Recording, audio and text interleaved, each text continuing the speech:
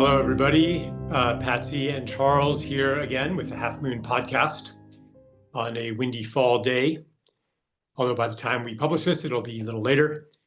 And not sure exactly what Patsy has in store for us today as far as the story goes, but we'll find that out soon. I'd like to say, that this is a listener-supported podcast. Instead of having advertisements and monetization in YouTube, instead, we've started a typewriter ribbon recycling business. So if you want to donate your used typewriter ribbons, you can mail them in to the address that we will provide. And once we resell those typewriter ribbons, then we'll give you a portion of the proceeds. Or you can also donate on charleseisenstein.org/donate. That's another way to support the podcast. Patsy, that was actually a joke and you're not laughing. So. Because I heard it many times. Oh. I'm your best customer. Okay. Anyway, so this podcast, we call it Halfmoon Podcast. We weren't sure exactly why initially. It had a good ring to it.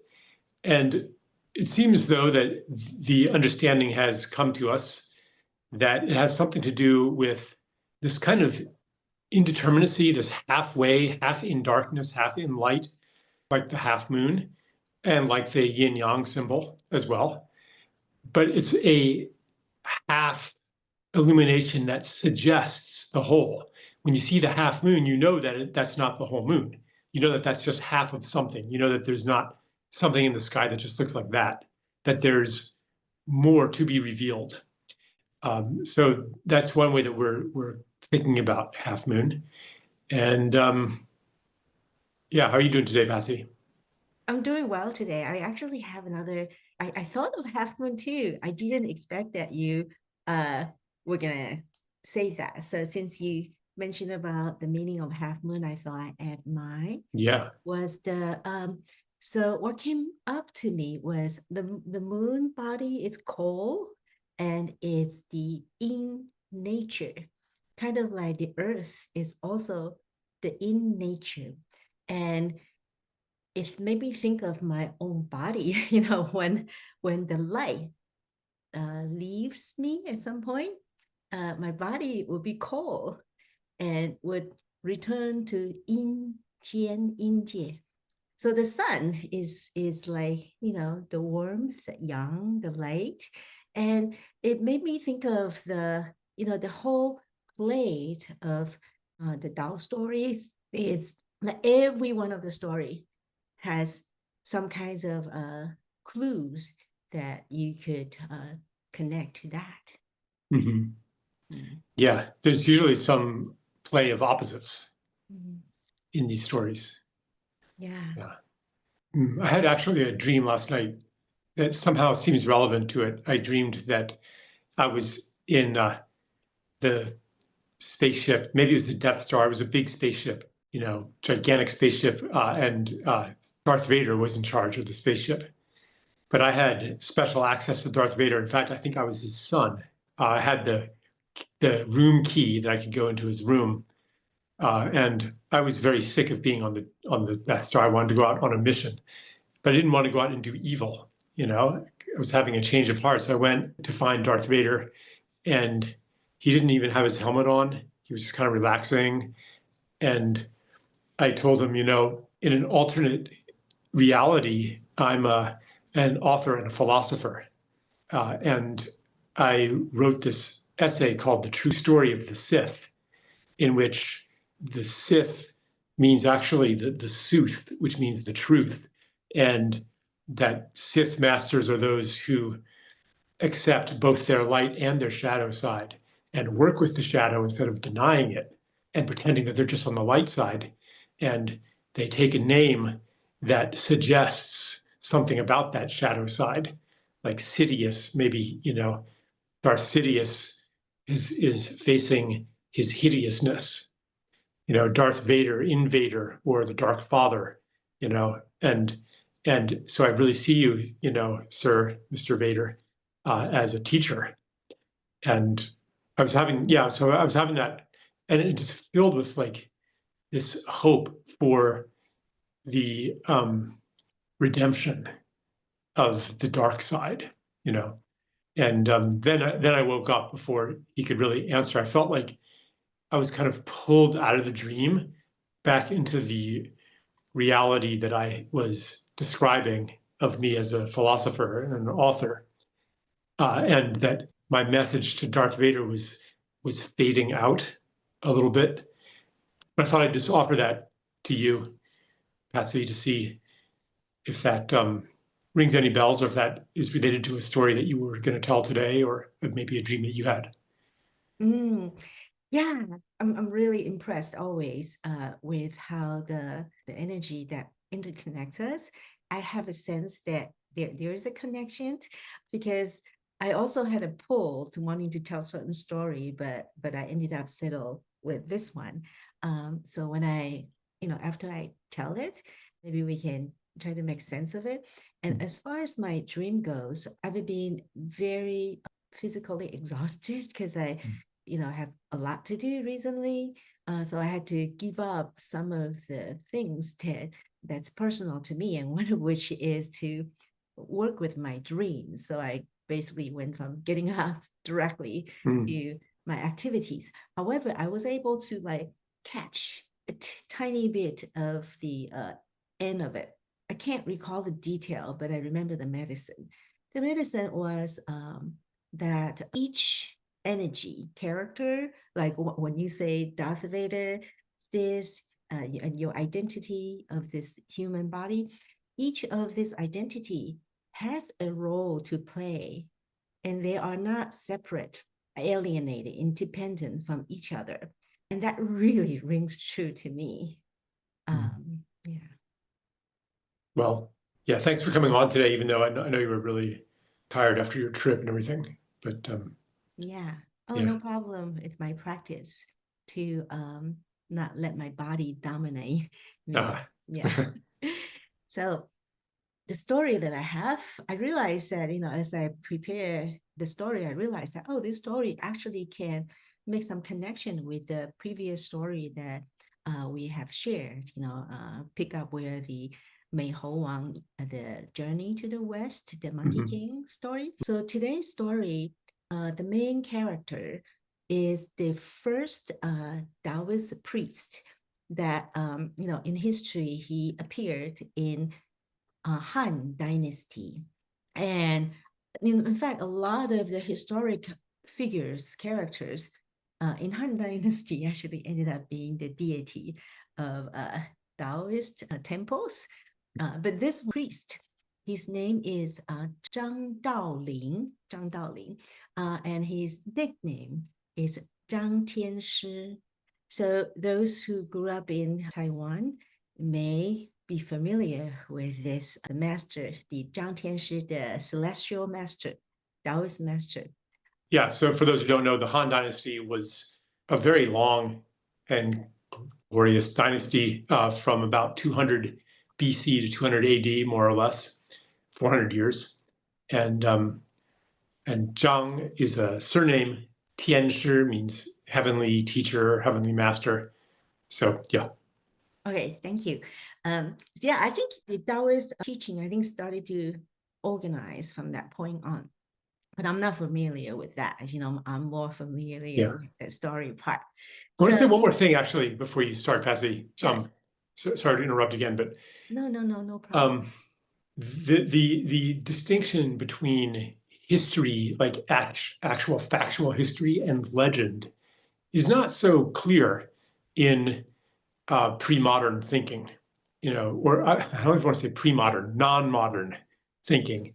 Pre-modern says that it's the ultimate destiny of every culture to become like us, to become modern.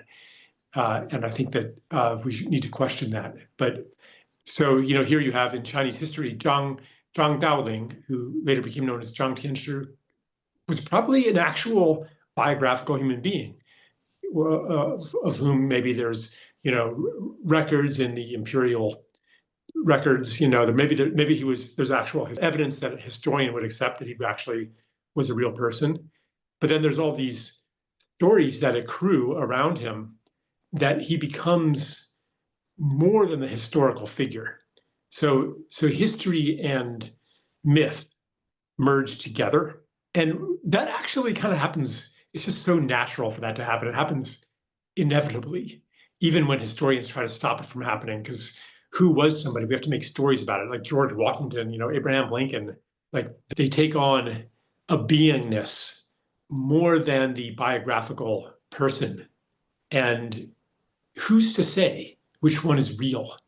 I mean, ultimately, they all are characters in a story.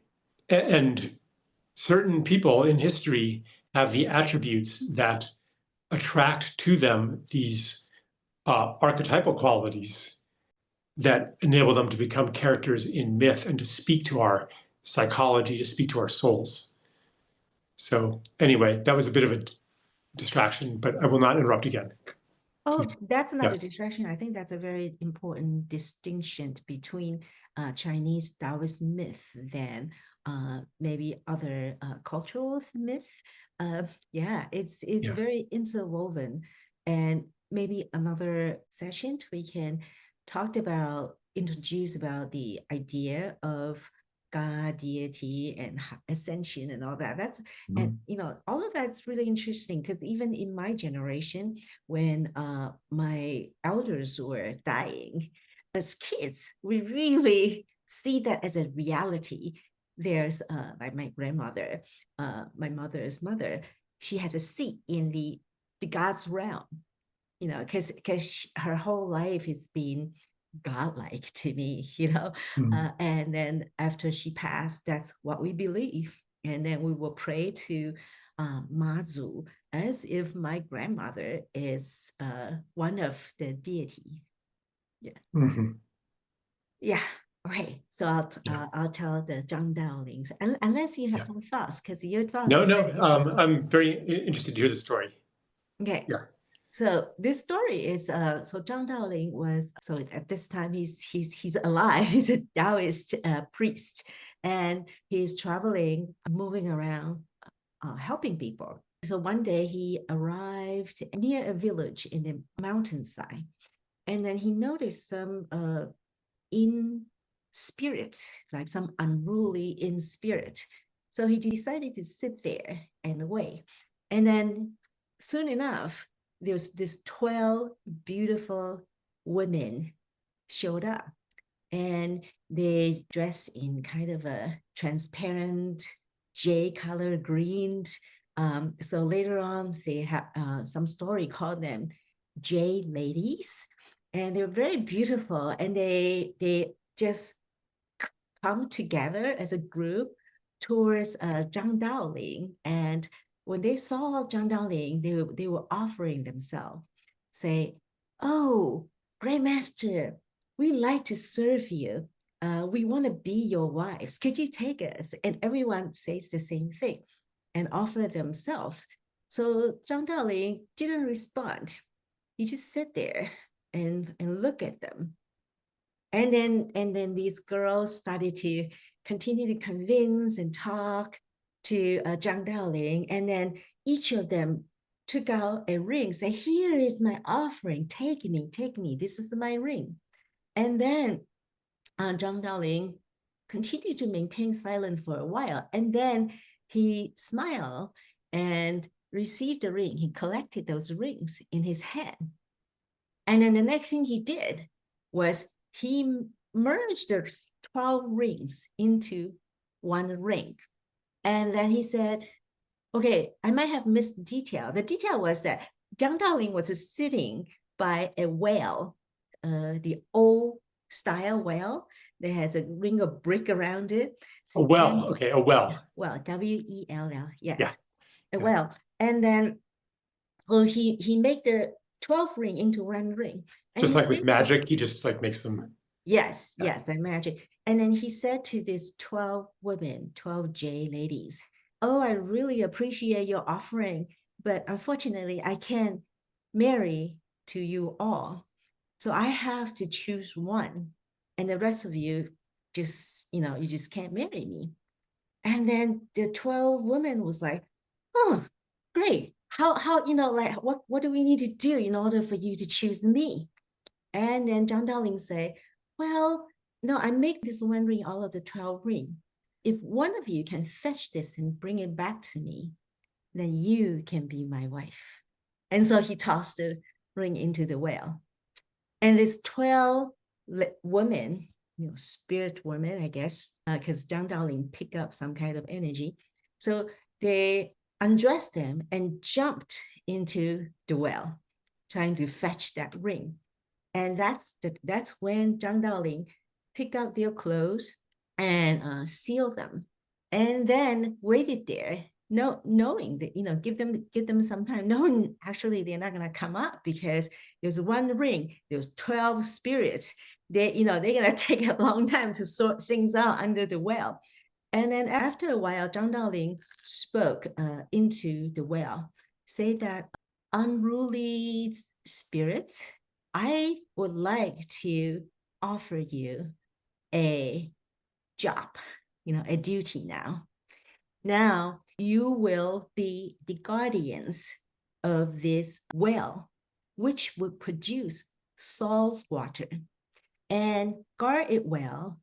And then he spoke another like incarnation, and then kind of sealed the well energetically, so the 12 jade women won't come out to do mischievous thing.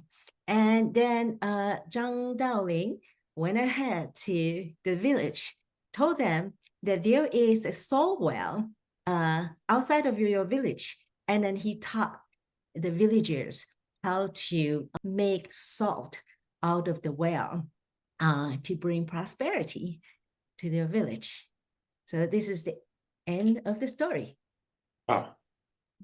And the 12 jade ladies are at the bottom of the well to this day.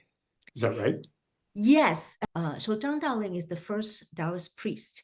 So he started a lot of these type of work to teach the future Taoist practitioners to learn to spot imbalance or demonic energies, and to transform them and assign them a duty, a job. And so the Chinese phrase to this is called 化魔为卫. 化是 transform, 魔是恶魔的魔，然后魔鬼的魔， and 为是变成的意思。 Become, 卫是保卫的卫。 To guard, Yeah. I'm trying to remember, there are stories in Western folklore that also have a ring being thrown to the bottom of the well and somebody going to get it. I'm trying to remember them. Actually, I'm gonna look on my computer now and see if I can find it. While you're looking, can I talk to you? Yeah. So one of the reasons I thought of this story is that, remember yesterday I encountered this meeting being accused of something that I didn't do? Oh yeah, right. Right. I picked up a lot of more energy from that incident. Yeah. So that's why this story is very present for me. It's like, wow, I felt like I was being called to work with this more energy and redirect it to a better place for better use. And that has to do with my dream of every role has a place in the universe. Okay, so yeah, I was confused. There's a Brothers Grimm tale where a brother and sister jump into a well, and there's also various Western myths about somebody casting a ring into the sea, where typically it is eaten by a fish, swallowed by a fish, and then comes back to them. Herodotus, the Greek historian, wrote a story about Polycrates that involves that motif. So there's definitely, but there's something very evocative about casting a ring to the bottom of a well. I mean, I could maybe guess, what that means, but as usual, I don't like to interpret things too quick. I mean, certainly in this story, there's, something about resisting temptation, but it's not just any temptation. It's a kind of a false temptation. These spirits, these mischievous spirits, or I wouldn't call them evil spirits, but kind of ghostly spirits. They come in the form of alluring women, very seductive, transparent clothes. But it's a trick. It's a kind of a test. They're not what they seem. That's the first thing that comes to me is the Taoist priest's clarity that this is not what I want. This has the appearance maybe of something that I want, but it's not really what I want. And to recognize what you want and what is masquerading as something that you want is like a very important milestone in spiritual development in this world. Because the way that addiction works is that something that looks like what you want, feels like what you want, isn't actually what you want. It meets the desire on not the deepest level. And, if he had availed himself of the 12 jade ladies' offer, he would have been entrapped by them, right? They would have had them in their clutches, and he would have become their slave ultimately. Just like he would basically would take on a different path. Instead of being a Taoist priest serving his dharma, his purpose, he will be in a he would have become enslaved to them. He would have become like captive by them. But instead, he captures them in the bottom of the well. Yeah, and then the well becomes a saltwater well. That's like a magic well of some sort. Yeah. According to the legend, this story took place in Shuguo. That's one of the nation of 《三国演义》的how do you say 三 The Three Kingdoms. Yeah, One the of the three Three kingdoms, Kingdoms. right before Han Dynasty, right? And that Uh-huh. that would be near Sichuan province. Do you know of any like salt mine in Sichuan province? Oh, I don't know. Yeah. Yeah, it's very curious. But I do know there the Western Plateau near Himalayans, there was a lot of salt mine there. So the salt well, makes sense. Yeah. Yeah. Yeah, so the part I thought it was interesting that reminds me of some of the Western fairy tale story was the clothing, when the spirit, Right. when the clothing of the female spirit were taken away. I remember another parallel Western story was a goddess fall in love with a mortal man, a fisherman, and he took her garment away. So she couldn't return to her magical body. And then she raised a child with her. And one time she was doing housework, cleaning up, and she accidentally discovered that box that has her clothing hidden. And she put it on and she got her power back and she just left. And that was a very sad story. I remember reading that. So, oh, what about her kid? Yeah. Patsy, you said that the 12 ladies appear in other stories, 12 jade ladies. Not these particular 12 jade ladies. This 12 jade lady, they became the part of the well guardian spirit. And the other connection that I was making was I was just thinking about the Taoist priest transforming some mischievous free spirit into like some kind of guardian spirit for a purpose. The Monkey King, last we left it, I believe we were Monkey King was anchored under a mountain by the Buddha. right? So he was there by himself, experienced loneliness, powerlessness, and remorse. And so he was like bargaining with whoever passes by, hey, if you can get me out, I will, do this and do that. And I'm suffering here, I can't move under the anchor of the mountain.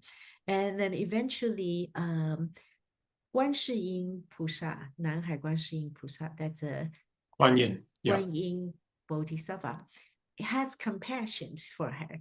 So she answered to his bargaining and say, okay, I will give you a chance since you really were expressing remorse. And there is a gray monk. He's traveling to the Xitian, the Western heavens. Yeah, Xitian, yeah, the Himalayan area, in today's Himalayan area, on foot. So he has to travel a long way to bring back the sacred sutras. So you could take on the job of protecting him, accompanying him, and be his disciple to learn the way of the immortals. So if you could do that, you promise to do that, then I'll let you out. And the Monkey King will say, yes, yes, yes. So Monkey King came out because of the Guan Shiyin's mercy. So up to this point, it's kind of remind me of Zhang Daoling's act of sending the 12 spirits, put their energy into good use. Right. Yeah. Yeah, first they're imprisoned. The Monkey King also is imprisoned, and the 12 jade ladies are imprisoned at the bottom of the well. And then their release is conditional on an act of service. Right. Yeah. I mean, that's very, resonant, again, just coming to me with the parallel with addiction. I don't really have necessarily a good solid reason for saying that they represent addiction or something like that. But I mean, there is definitely something of a impure desire, a desire for something that is not what it seems, which is very much what addiction is about. So, the 12 ladies that are imprisoned, I mean, everything is a part of the self, right? In these stories, everything is a potentiality for the human being. The monk, the priest, Zhang Daoling, that's an element of the human being, and so are the ladies. So, maybe there are things that we know that we cannot handle, that we shut away, that we trick. I mean, he tricked them, really. And it's interesting that he had to trick them. He couldn't just use his magic power to force them to the bottom of the well. Yeah. In some way, maybe he's recognizing that in some sense they're more powerful than he is. Yeah, I think tricking. I'm glad you mentioned that, because when you think of it, there's a lot of tricking going on in the Taoist story, like the Yuan Zishan story that we just in the last episode. Yeah. Actually, Yuan Zishan, we didn't turn it into an episode. It was a live call. Oh, oops. Well, we should put it into an episode. Yeah. We should do one on Yuan Zishan. That's a really good story. Yeah. Okay. But anyway, Yuan Zishan, there's a trickery there, right? So I wonder. And that story is also about something that is not what it seems. It's a story about a greed for something that is a false appearance. Interesting. Yeah. So in Taoist tradition, there are lots of trickeries.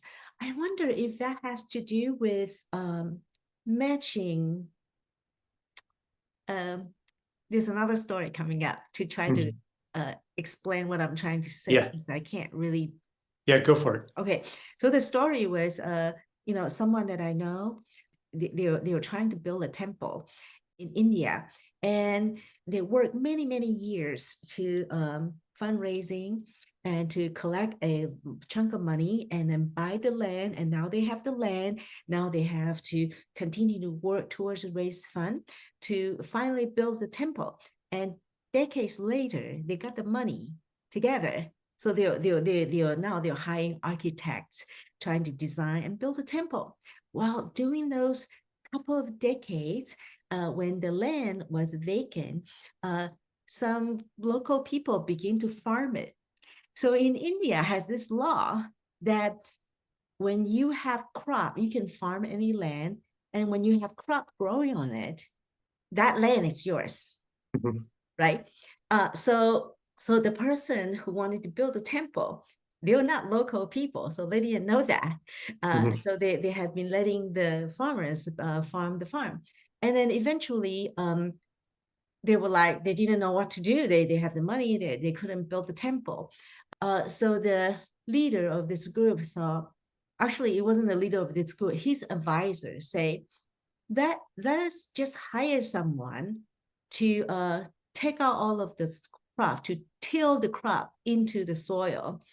And the leader of this group say, no, that's unkind. And then the advisor said, well, you have to speak thieves' language to communicate to thieves. You can't use nobility. They won't hear you. So this trickery thing, I was wondering if it has to do with the method matching the people who are the subject of communication. Right. Speaking in the language of trickery. Yeah. Yeah. It reminds me of a frog and toad story, though. Remember the one, these children's stories, some of you listening are aware of them, but there's a jar of cookies and they eat one and they eat another one and they eat another one, and they don't feel so good anymore. They've eaten too many, but they have another one. And they said, okay, we're going to have to put the cookies in a box and tie up the box.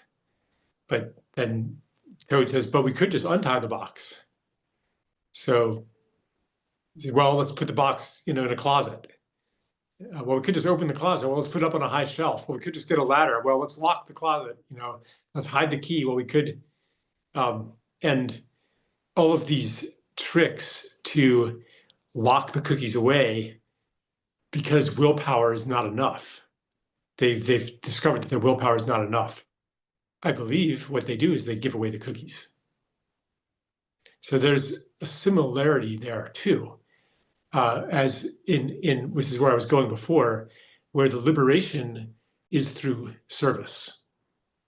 So like this kind of works on a personal level too. When people have locked themselves under a mountain, and a lot of people are feeling like that today, crushed under a mountain or trapped in a well. That's a very poignant, vivid analogy to how people are feeling. Imagine yourself at the bottom of a well, and all you can see is this little circle of sky. You know that there's a world out there, but you feel like you just have a tiny little glimpse of the world of light, and you can't get out, even though you know that there's the world there, but you can't get out. You're stuck. And maybe if you just changed your attitude, you would get out. Your life would change, but you just can't do it. And so the liberation of that part that gets imprisoned, that sometimes becomes the dominant experience that people have. So many people. The way to liberate that part, or to liberate yourself when you're in that situation, is through an act of service. Now, it's interesting here, see, because people will take that as a suggestion that you go out and volunteer at the homeless shelter or go out and do some active service. But interestingly, in these stories, the task was not invented by the being that was trapped. The task was given to them from the outside. It was assigned to them. And perhaps, you being fed up with your situation and feeling stuck in it, and you're ready for it to be over, that doesn't mean that it's actually over. It doesn't mean that that you've been there long enough, that you have completed the process that is only possible when you are buried under a mountain or stuck at the bottom of a well, so to speak. That gestational time where your delusion, your lack of seriousness, your immature way that doesn't really understand what's real and what's precious and why you're here, that needs time to die. That needs maybe a long time under the mountain or in the well to go through the transformation process. And when that process is complete, so the monk, the priest in this story, as you said, like, he doesn't liberate them right away. He knows that they've got to be under there for a while in that well, trying to work things out and failing. There's nothing they can do to get out. He's got them trapped. He's taken their clothes and locked them up. Their clothes maybe is their, that's their powers, as you were saying. And only when he deemed the process complete did he return their powers to them, did he give them the task that they were now ready for, that they wouldn't have been ready before. Because we all have these incredible powers. And how many of us, when we're 18, 22, 25, really know what they're for and really know where to use them and how to use them? And we know that they are for something on some level, but so many distractions, so many temptations, so many false applications of these that are even that's not wrong. You got to practice somewhere. But ultimately, the desire in us grows to use them for their right purpose.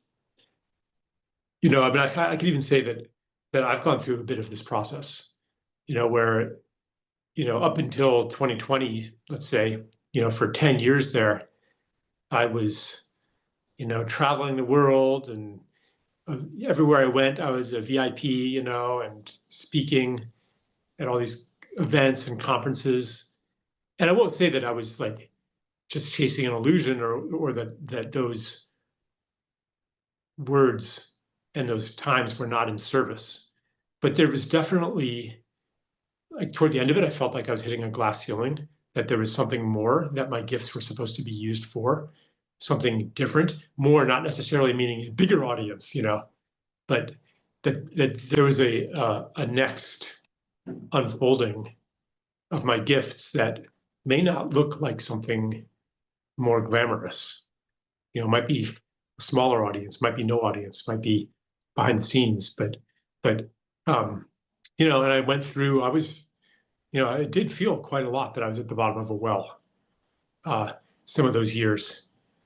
So I think that maybe there are aspects of these stories that might resonate with people, and maybe some of the people listening can identify with that feeling, crushed under a mountain, trapped in a well, and desperate to get out, trying everything I can, but those powers just aren't working anymore. And in those moments, like, wouldn't you like to be assigned a task that justifies all of your gifts, that answers the question, what am I here for? And maybe if you're in that situation, it'll be a relief not to have to figure that out yourself. But the assignment will come and you'll recognize it. How will you recognize it? it'll make you feel alive.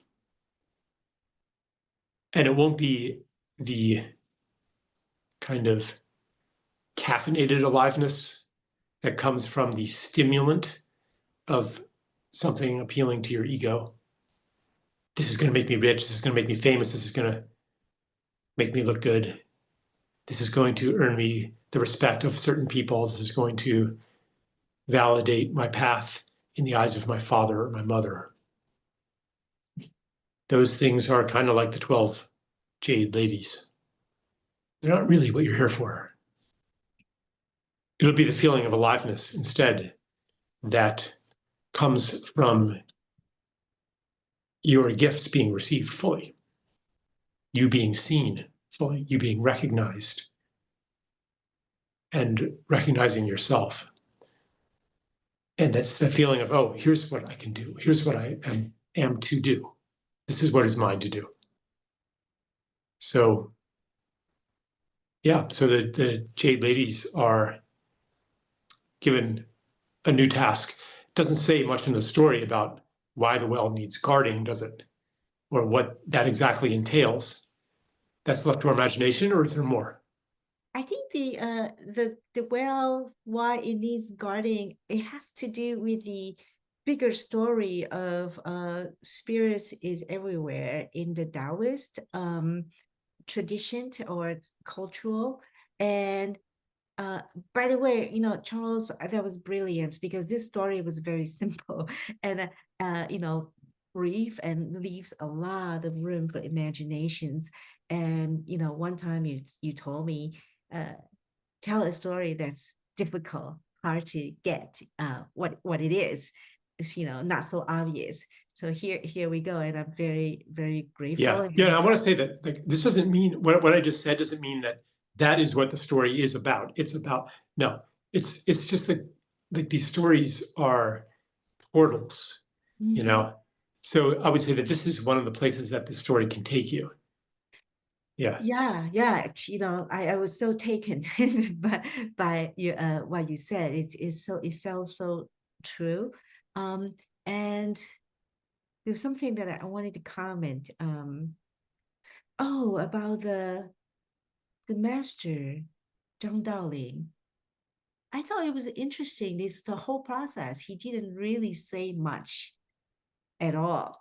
And through your insight, I realized that he was seeing, feeling, and getting what these 12 energies, J ladies, are about. And when he put them into good use to guard the well does need guarding because in the ancient time, probably today too, wells can get contaminated, can dry it up. There's all sorts of things. And also, where I grew up in a time, there's still, those old style wells. There's all sorts of things can happen. People can fall into it and die. And then, so there are a lot of awareness around those wells. So I think there was a time in February 2nd. I don't remember exactly what day. Those are the day that people dedicate their offering to the well spirits. And sometimes those well spirits were like localized, like there were a story about a missing girl in a village. This missing girl, her name is Xiang, Xiang, fragrant. Xiang. Xiang was a really, really good girl. She hardworking, dutiful, kind to everyone and her parents. And one day it was raining and she went on her duty to go to the well to fetch water, but she never came back. And the villager went out and looked for her and no one could find her. But they discovered the well water become purer and purer, and the water tasted sweet and smells good. So they thought, oh, Ashang must have fallen into the well. And then people would offer incense and fruit on the day that she disappeared. So this was an actual thing in a rural village. Yeah, it's a Taiwanese children's story. That's Taiwanese story that we heard. I heard. I don't have historic evidence, But you don't know which, okay, right. Yeah. Yeah. It's, Taiwan 中部 Yeah. it will be near Central where, Taiwan, somewhere in central Taiwan, yeah. right. When Taiwan industrialized, a lot of wells probably got poisoned. There was all kinds of unscrupulous chemical manufacturers, paint and dye companies and fabric. There was a lot of fabric, shoes and textiles, and some of these artificial dyes are extremely toxic. I bet a lot of wells got contaminated. And you might say, well, that's because of industrialization. But you could also say, as the country industrialized, people stopped performing these ceremonies. They stopped propitiating the well guardian spirits. So therefore, they couldn't do their job anymore. And the wells got contaminated. Like, you could see the whole thing through that lens also. Yeah. And when this story kind of came up as an inspiration to tell today, what if my human rational mind was saying that, oh, this would be irrelevant, there's people don't use well today. But then I remember when I was in Sweden, Ängsbacka, there are a kind of a returning to a more ancient way of living. I imagine, maybe there will be a time we'll return to the well culture. Yeah. A lot of people want to drink from springs, spring water. There's various health reasons why spring water is better for humans to drink. Some of them have a accepted scientific basis, and some of them do not, or they're kind of on the edge of science. The way I see it is that water carries information, carries structure. Water that has been deep underground for a long time has absorbed the earth energies, and when it's ready to come back to the surface, it flows to the top, it rises. And when you pump water out of the ground instead of having water that has risen naturally, then you're taking water that isn't ready yet. It's not ripe yet. So this applies to springs, not so much wells, although, in ancient times, these wells were not very deep. And they're not pumped. You can't pump. Right. Well, they're not pumped. You're just lowering a bucket down there. Yeah, that's right. Yeah. It's actually quite hard to find a spring that is not contaminated with PFAS, for example, these forever chemicals, with anything that has sunk into the aquifer from, say, around here. There's all these turf farms that use municipal sludge to fertilize them. My friend, her husband got kidney failure. Turns out one of their neighbors also has kidney failure. Turns out it's because there was he had to get a kidney transplant. It was really bad. And it was because there was a massive duck processing factory nearby that was just dumping all of its waste, onto the land, and it got into the water, and they were all on wells, anybody's drinking wells is getting poisoned. And so, we are, what I'm circling around to is that we are living in a time where we have not respected or given offerings to the spirits that guard the wells and the springs and the rivers, all the waters. When they're not fed by human offerings, then they can't do their job. In fact, they flee our reality. They abandon their jobs. And then there's nothing to protect the water, and it becomes poisonous. So I think that part of our healing and our transition back to harmony with the natural world, back to natural ways, back to being able to safely drink the water and eat the food and touch the soil requires more than simply better chemical testing or regenerative practices, and new filtration devices, or like those technologies are good, especially the ones that regenerate land.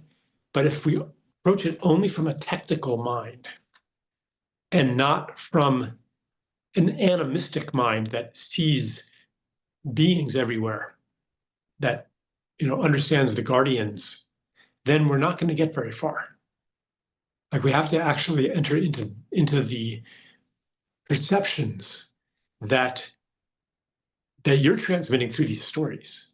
These are traces of another way of life, another way of seeing, another way of thinking, another way of being. Essentially, another consciousness. And reality and consciousness are so intertwined. Like in a way, like these people, like your granny, your great aunt, like that older generation, they lived in a different reality. It was populated by different beings. It had different values, different priorities. There was not, just as in the historiography, there's not a rigid distinction between a historical figure and a legendary figure. So also, even in the Taiwan of 50, 70 years ago, there was not a distinction between, okay, this is a scientific, this is a real practical measure that you can take, and this is a magical one. Like magic and reality were all mixed up together. And if you had, say, problems with your well, you might hire, an engineer, a chemist, a scientist, and you might hire a Taoist priest. Yeah, I was gonna Taiwan, you hire Taoist priest. Right, and even to this day, and they're not considered, one is woo-woo and the other is real. There's just like both are real.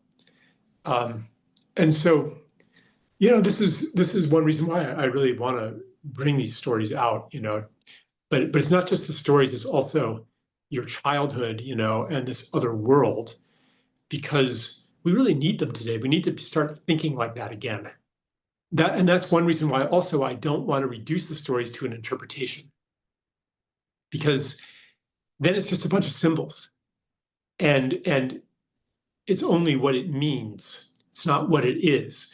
I want to also understand it and convey it on the level of this actually happened, because that's how you heard it as a child. As a child, you weren't thinking, oh, well, that didn't actually happen. No. In your mind, you're picturing a well and 12 jade ladies at the bottom of the well. Like that, we have to, and when you receive it that way, then you get more insight into it. And you might not be able to articulate that insight, but like that's what kind of cracked it open for me, in our conversation. I was kind of like, well, maybe this means this addiction, this and that. And then like, at one point I'm like, oh, I'm at the bottom of a well, here are these, or the 12 ladies at the bottom of the well. And then understanding comes from that maybe I can translate into concepts, but the foundation of that, I could translate into all kinds of concepts, but where does it take me? Where does the story take me? If I listen to it as real, and there's the Monkey King is under that mountain. Imagine that. What's it like for him? And he's calling out for help. Like, what would that be like? It's like, I asked, what would that be like? And then I'm like, oh, I know what that's like. Oh, I know what that's like. I felt like that too. And then the story begins to unlock things. Yeah, it becomes like alive and part of me. You're so right, Charles. I remember when I was a child listening to the story, it was about a feeling, like certain things happen, I would have a feeling towards it. Sometimes it's fear, sometimes it's cheers, but there is an embodied sense of something that is transmitted to me, and it's hard to explain. You're right. And even to today, I'm still fascinated by stories, including the stories I encounter one-on-one with people. Mm-hmm. Yeah. I mean, I really, as we continue recording these, I definitely want to bring in stories from real life. I mean, maybe some episodes we won't even do Taoist folktales. We'll see. And I guess also I just want to say that, if in case it's not already obvious, that the portals to the mythic mind, to the non-modern mind, don't have to be stories from Taiwan, don't have to be Taoist stories. Every culture that was not modern, and I mean modern in a very special way. I mean the assumptions and perceptions and belief systems of modernity, of the scientific worldview, the quantified, monetized worldview. Any culture that was not in that will also be able to offer these portals. So those who are listening, who are attracted to another tradition or grounded in another tradition, maybe you're an immigrant, maybe you have still living stories from those traditions, then maybe that's what you pursue. You don't necessarily take up the study of Taiwanese folktales, but we're offering these to you as something to whet your appetite and for whatever you are attracted to, and to just give these tastes, these examples of what it is to see the world in that way. And then we have the big project before us. How do we reconstruct a ceremonial reality that makes sense, that doesn't require that we just discard all that we know about technology and chemistry and physics and biology? In fact, the new rituals will incorporate those things. They're not separate from the knowledge about the world that we call science. I'll probably talk more about that in future episodes.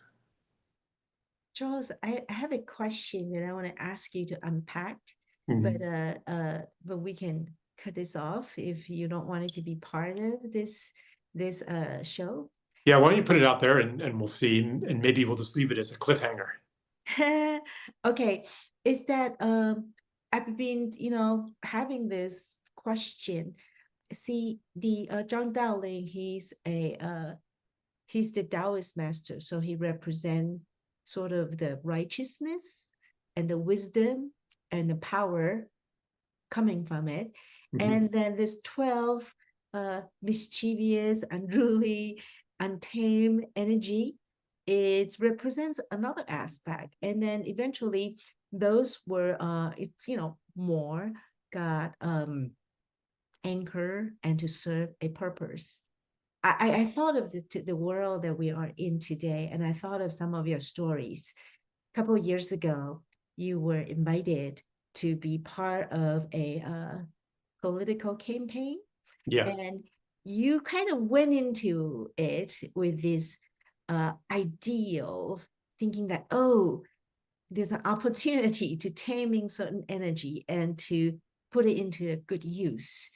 But your story kind of ended with that area, but that there's kind of a chaotic energy still in the world. Like when I went to Sweden, I feel a little bit embarrassed to be living in the United States because people didn't have very good projection about United States. Yeah. And so I thought it's almost like this unruly, mischievous energy was kind of present in our nation, to United States, and then spreading out to the world. So how like from this story, how do we 化魔为伪? How do we apply that in this bigger picture? Yeah. So again, in case anyone forgot, 化魔为伪 means to transmute evil energy into protection, into service. I'm not even sure if how is the right way to begin a question like that. Okay. Yeah, I can cut this out, and this can just be our conversation. Because yeah, no, let's do it. I mean, it'll come up, you know. I mean, this podcast is not just like an escape from the current situation in the world into the past. Oh no. So you know, these issues will come up, and yeah, you can leave this in, Patsy. It's a good indicator of, you know, some of where we'll be going, I think. Yeah. Yeah, I mean, I can't really relate my experience so much with this story. Maybe if I tried, I could, but you know, I stepped into the campaign kind of like, wow, what if what I have to offer is being received? That means that big change is happening. Mm-hmm. You know, and early on, I mean, I wrote a platform basically that included, you know, withdraw from all 800 military bases, you know, cut defense spending in half. Like, I mean, I had a very radical platform that eventually just got, you know, watered down and watered down and watered down. And I personally also got squeezed out. Not even because people, you know, had any ill will towards me. It was just where I was coming from and what I was wanting to express just does not yet have room in American politics. So, you know, maybe it does relate to the story just in the sense that, you know, maybe we're in the phase where the jade ladies are trapped in the well, fighting it out among themselves to see who gets the ring. I mean, I imagine that's what's happening down there, right? Yeah. Yeah. I mean, we have all these factions, you know, and they're just at each other's throats. Yeah. Yeah. Who's going to get the ring of power now? Yeah. Yeah. That makes sense. Okay. Yeah. So Charles, one of the feedback that I got is people love your meditations. You know, Okay. Should we do that? Yeah. Some people hate it. So, well, if they hate it, they can stop right here. Okay. They can stop right here, but I do have something in mind. Oh, please. Yeah. Okay. Thank you. It's very simple, though. It's very simple. Okay. Really, it's just to bring the story back into your visual consciousness.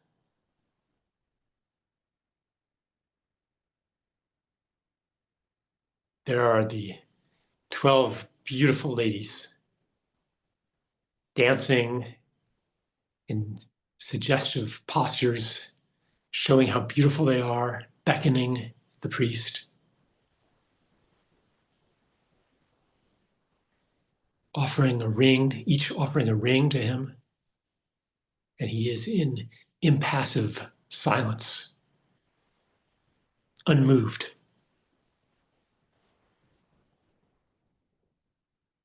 Is that because he's really unmoved? Or is he struggling within himself to maintain his composure and therefore not ready to speak yet?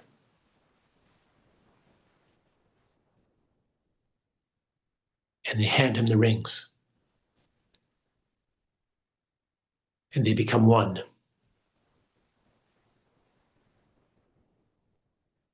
They're looking at him. And he throws it into the well.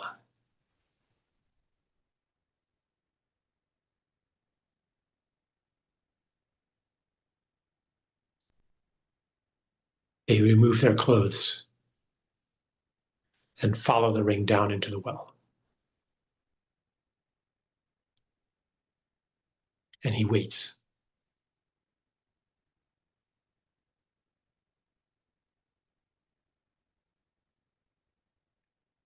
He waits until sounds of their fighting and quarreling and debate and recriminations.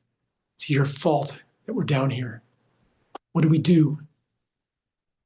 Eventually, when those sounds cease, he knows. They are ready.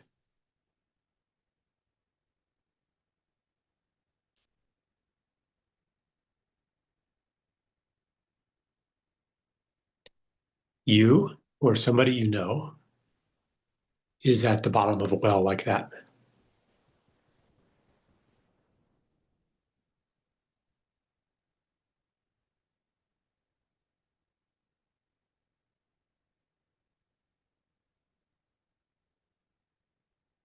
looking up at that little circle of sky.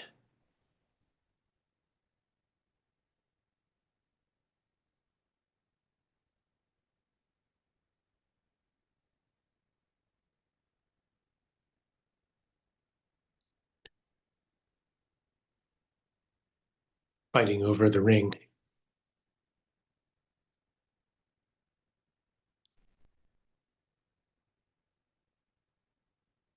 Quarreling and arguing. And then comes the moment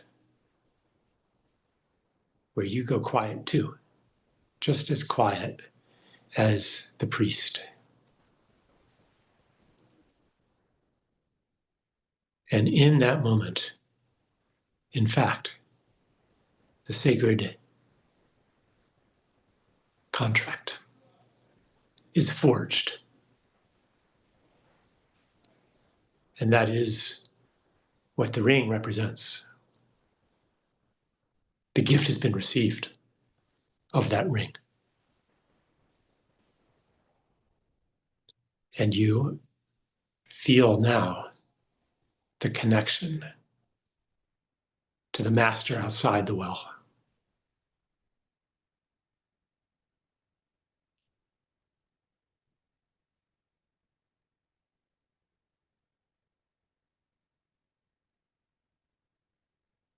In fact, it wasn't a trick. All along, it wasn't a trick. Only when the 12 become one can the priest marry them. Only when they are unified.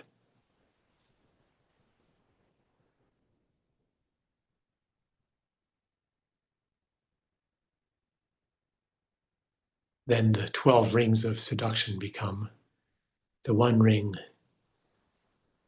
of union.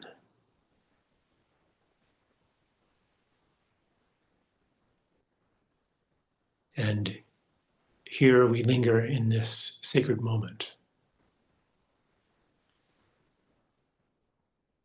of connection, still at the bottom of the well, that circle of sky, but quiet now, connected, and open and willing to receive the sacred instructions of guardianship.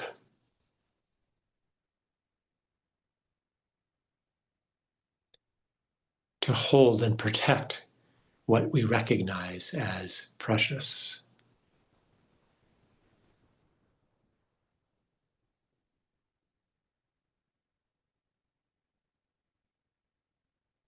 And in this moment, we are filled with the feeling of being trusted and of being trustworthy. We are seen, we are known, we are trusted. And we take our duty very seriously.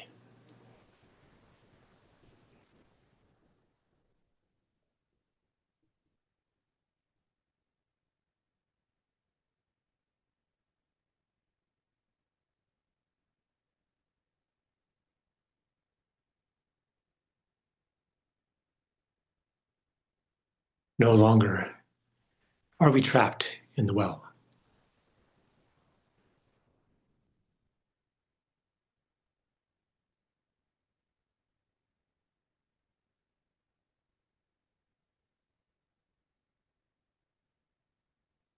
We are now its guardians. All 12 of us in union, in coherence.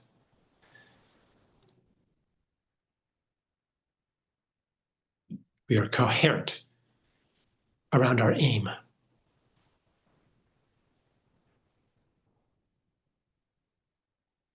All of those stages live within us. And so let us give an inner bow of acknowledgement to each of those stages. The dancing wild forces, silent priest, the argument at the bottom of the well, the desperation, the quiet moment, the trust, the transcendence. The whole story lives within us.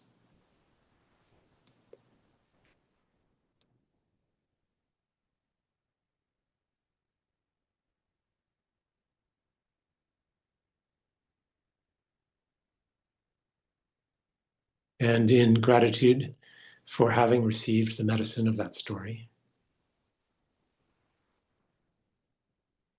when the moment comes, keep feeling it though.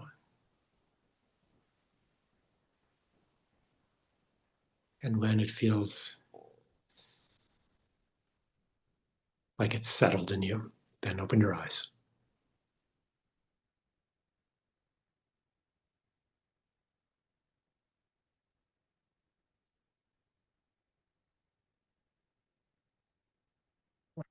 Thank you, Charles. Yeah, thanks for inviting that. Thank you too. All right, so see you next time. See you next time. Okay, bye everybody.